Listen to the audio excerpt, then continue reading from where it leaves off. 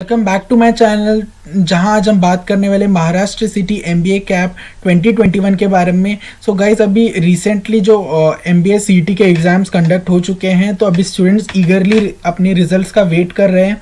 तो उनके लिए बता दूं, आप कैप राउंड के लिए भी रेडी रहना, क्योंकि जैसे ही आपका रिजल्ट डिक्लेयर हो जाए उसके बाद सीटी सेल के थ्रू नोटिफिकेशन आ जाएंगी और फिर आपका कैप राउंड चालू हो जाएगा।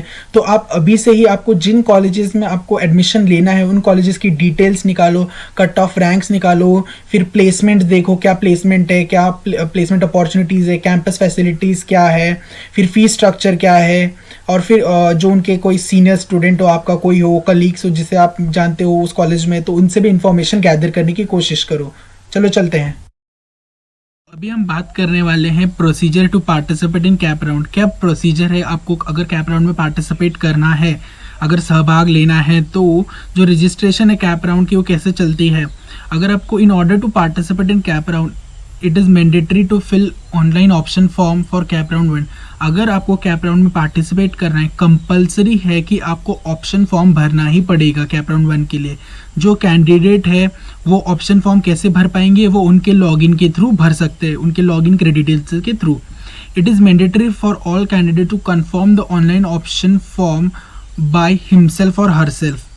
After confirmation of the option form, the candidate will not be able to change the option.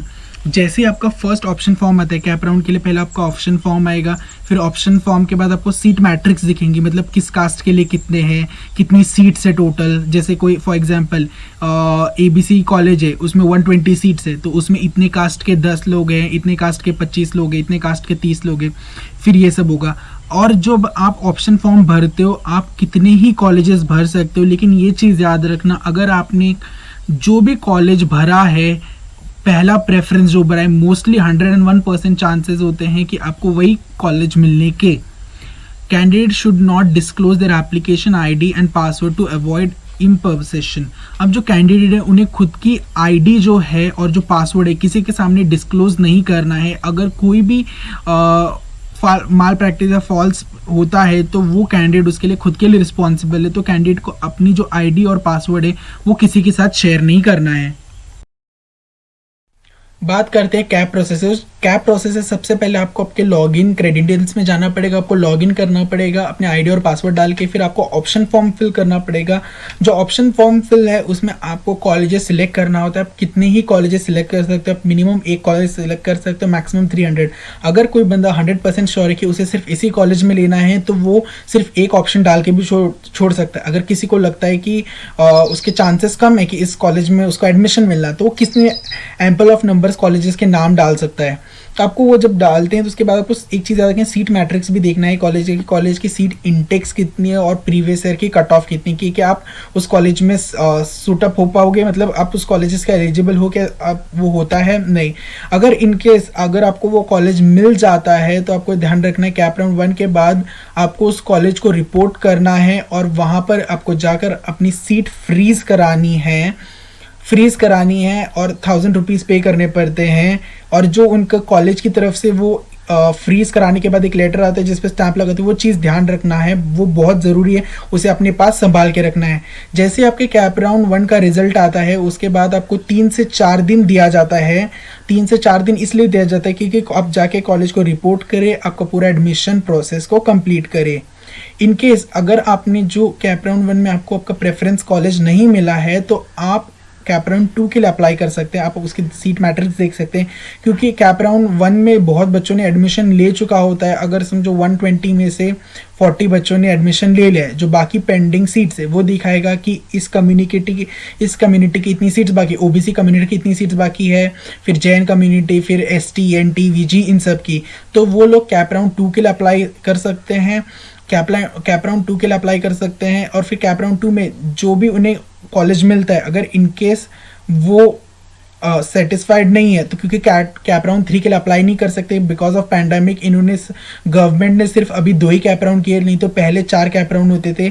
फिर जो भी आपको कॉलेज मिलना है आपको लेना ही पड़ेगा, क्योंकि आपको पूरा साल बर्बाद नहीं करना। तो जो भी कॉलेज मिले आप ले लो, उस कॉलेज में जाओ, क्योंकि आपको 3 से 4 दिन मिलते, कॉलेज में जाओ और कॉलेज में आप एडमिशन करा सकते हो। The serial number of block in the option form indicates preference of choices. Thus, the choice code of the institute filled by the candidate in block number 1 will be his or her first preference, highest priority choice। जब भी आप option form fill कर रहे हो, आपका भी जिस college में आपको एडमिशन लेना है उस कॉलेज को सबसे पहले नंबर पे रखना है, उस कॉलेज को सबसे फर्स्ट प्रेफरेंस दी जाती है। और चांसेस होते हैं कि आपके हाईएस्ट प्रायोरिटी चॉइस क्या होती है, आपके जो फर्स्ट कॉलेज है मोस्टली वही आपको प्रेफरेंस कंसिडर किया जाता है। तो आपको ये ध्यान रखना है। और जब भी आप कॉलेजेस कोई भी सिलेक्ट करते हैं, जैसे अब डी वाई पाटिल से, डी वाई पाटिल के बहुत सारे मल्टीपल ब्रांचेस है, तो आपको देखना है कि आपको किस कॉलेज में लेना है। अब जैसे डी वाई पाटिल अकोरडी में लेना है, डी वाई पाटिल पिंपरी चिंचवड़ में लेना है, फिर डी वाई पाटिल लोहेगांव में लेना है। जो आपको कॉलेज लेना है, आपको उस कॉलेज का जो कोड नंबर है वो आपको ध्यान में रखना पड़ेगा। Option form received through online submission only will be consider for further processing.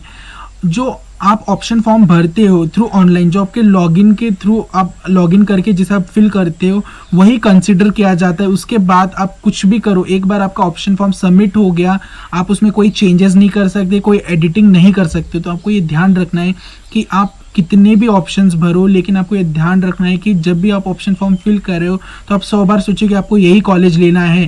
क्योंकि अगर आपने एक बार वो ऑप्शन फिल कर दिया, उसके बाद आपका वो कॉलेज आपको वही मिला, तो आपका कॉलेज फ्रीज हो जाता है।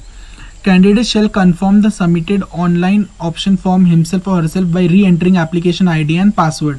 जो कैंडिडेट है उसको जब ऑप्शन फॉर्म फिल कर रहा है तो जो उसकी आईडी है और जो उसका पासवर्ड है उसे री एंटर करना पड़ता है, मतलब कंफर्मेशन के लिए कि हाँ कि वही कैंडिडेट जो है अप्लाई कर रहा है उन पर्टिकुलर कॉलेजेस के लिए।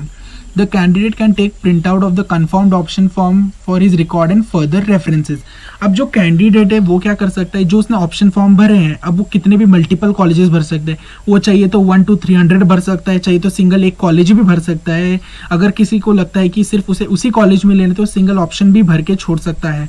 तो उसे क्या करना है कि उसने ऑप्शन फॉर्म फिल किया उसके प्रिंट आउट निकाल के रख सकता है कि उसके फर्दर रिकॉर्ड, अगर कुछ रिकॉर्ड हो या कुछ अगर उसे कुछ डाउट हो या कुछ क्वेरी हो तो वो डाल सकता है। अगर इनकेस ये ऑप्शन फॉर्म फिल करने के बाद भी आपको कुछ डाउट्स या क्वेरीज हो तो आप अपने ग्रीवेंस में डाल सकते हो, आपके डैशबोर्ड में शो करेगा।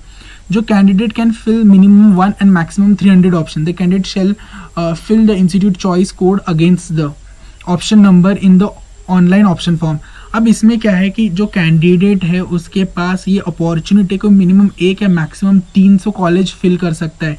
वो उनके ये ध्यान रखना है कि अब जो चॉइस कोड डाल रहे हो कॉलेज का वो करेक्ट होना चाहिए। अब वो पर्टिकुलर हर कॉलेज का खुद का चॉइस कोड होता है, जो कोड होता है जो डिफर करता है। और जो जैसे आपने एक बार ऑप्शन फॉर्म फिल कर दिया उसके बाद आप कितने 1 से मिनिमम 300 कितने भी कॉलेजेस जब आपने ऑप्शन फॉर्म सबमिट कर दिया, जैसे आपने फर्स्ट प्रेफरेंस का D Y Patil Pimpri Chinchwad, second रखा महात्मा फुले, तीसरा रखा कोई भी XYZ कॉलेजेस रखा, लेकिन अगर आपकी कट ऑफ जैसे आपकी कट ऑफ पड़ी है 53% और उस कॉलेज की टेकन है तो 50, तो आपका एडमिशन हो जाता है। फिर आपको जो फर्स्ट प्रेफरेंस मिला होता है आपको उसी कॉलेज में एडमिशन लेना पड़ता है।